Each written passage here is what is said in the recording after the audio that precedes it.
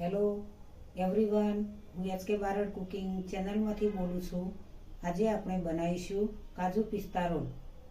કાજુ પિસ્તા role બનાવવાના છે। 200 ગ્રામ કાજુ લીધા છે।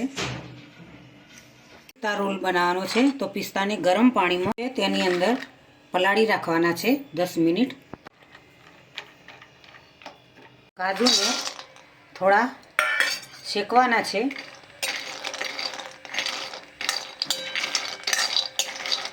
ભેજનું પ્રમાણ હોય તે શેકવાથી ઓછું થઈ જાય। શેકવાથી સરસ એવા કડક કાજુ બની જશે। ભેજનું પ્રમાણ નીકળી જશે।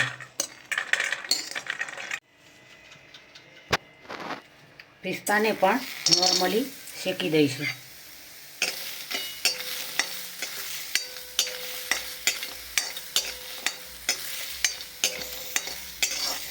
શેકવાના છે, પાણી સુકાઈ જાય ત્યાં સુધી શેકવાના। કાજુને હવે મિક્સર જારમાં ક્રશ કરી દઈશું।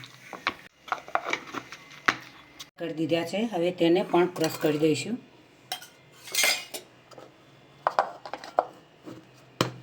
બસો ગ્રામ કાજુ તો એના બરાબર 200 ગ્રામ ખોડ લેવાની।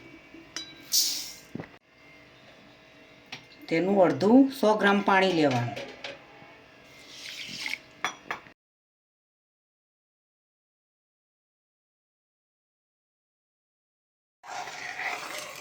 આ રીતે ચાસણી બનાવવાની છે। ખોડ પૂરેપૂરી ઓગળી જવી જોઈએ। એક તારની ચાસણી કરવાની છે।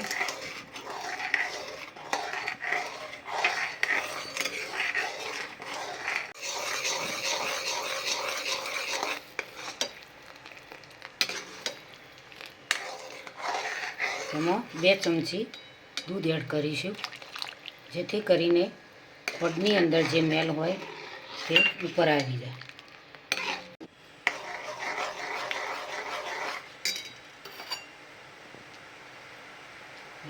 હલાવી જવાનું બરાબર।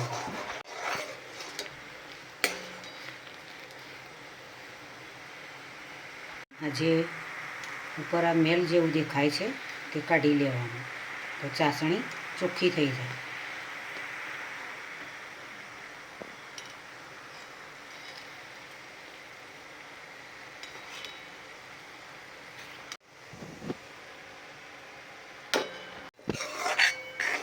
હવે ચાસણી ક્લીન લાગે છે।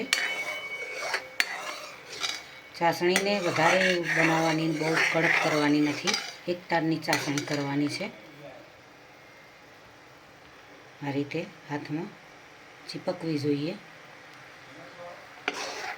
ચાસણી બરાબર તૈયાર થઈ ગઈ છે। આ રીતે એક તારની ચાસણી આ રીતે થવી જોઈએ।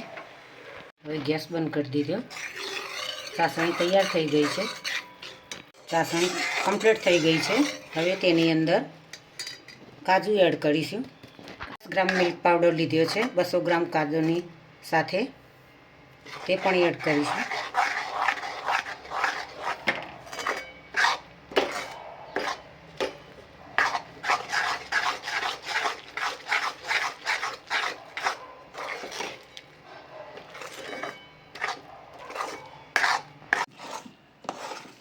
આ રીતે મિક્સ કરી દઈશું। ચાસણીની અંદર કાજુ પાવડર નાખ્યા પછી ઠંડો પડે ત્યારે આ રીતે મિક્સ કરી દીધું। ચમચી ઘી એડ કરીશું।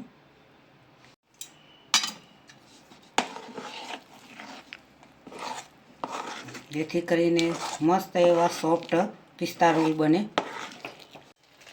હવે પિસ્તાનો ભૂકો એડ કરીશું। ગ્રીન કલર થોડો એડ કરીશું। એડ કરીશું, જેથી કરીને નીચે ચોંટે નહીં। ઠંડુ થવા દઈશું।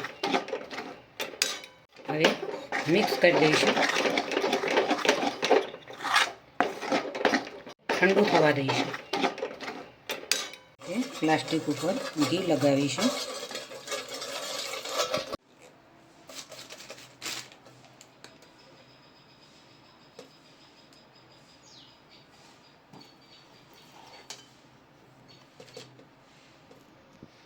પ્લાસ્ટિક વડે લોટ બાંધતા હોય એ રીતે કરવાનું છે.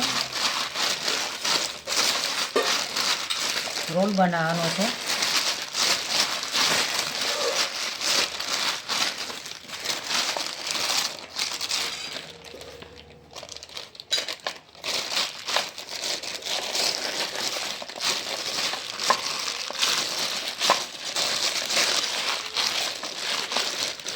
આ રીતે રોટલીની માફક કરવાનું છે. હવે તેને ઉપર પ્લાસ્ટિક બીજું લગાવીશું. વેલણ વડે હળવા હાથે વણતા જઈશું. પિસ્તા રોલ બનાવવાનો છે. કાજુ પિસ્તા રોલ બનાવવાનો છે.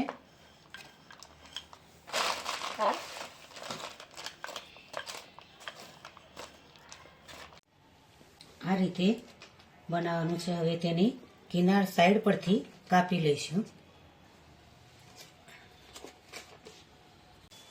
રોલિંગ કરતા જવાનું છે.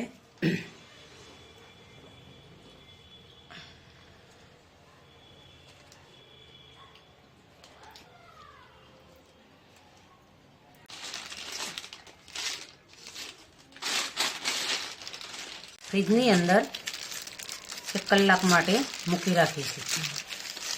ચાંદીના વર્કને લગાવીશું.